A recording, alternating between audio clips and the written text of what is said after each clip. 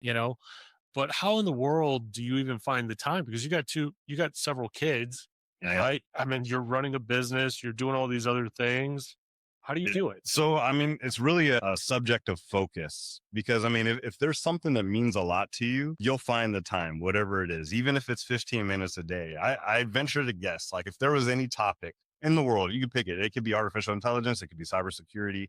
If you dedicated a solid 15 minutes every single day to that thing, you would get generally pretty good at being able to have a conversation about it, talk about the technologies, talk about the philosophies, and figuring out what's new, what's good, what didn't go so well. I've had the luxury of having even more time focused on artificial intelligence, with it being a part of what I do from a day-to-day perspective. So that kind of gives me that additional advantage. But people just ask me that. They're like, "Hey, how did you get so smart on artificial intelligence?" And I would say this: I have the benefit of it being so new that just about everybody is here at square one. Of course, you have those folks that were initially building the GPTs. You had the folks that have been doing machine learning and doing data science forever. Those are, one in a million people out there that have been doing it that long, right? There have been folks that have probably been doing machine learning stuff for 30 years.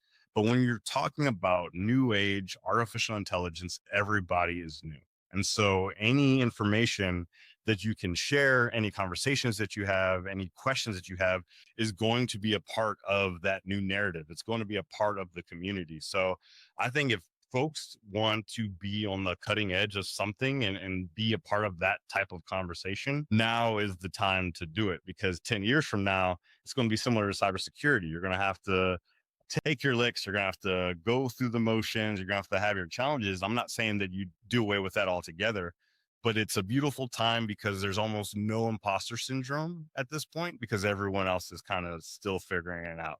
So you don't have to worry about not having all the answers because no one has all the answers. Yeah, it's a really good way of looking at it, actually. I guess I never really thought about it like that. But it also highlights something really interesting that I discovered when I was in college, right? Is that you're typically, paid or compensated towards the value that you bring to the marketplace, right? And that thought brings me to those crazy meta offers that were announced, a Mhm. couple weeks ago, right? Where they were paying OpenAI engineers something like $100 million or something like that, and $1 million sign-on bonus. I mean, for one, Zuckerberg, if you want to throw around some money, I'll give you I'll give you my personal cell phone, right? Right. They give it a call.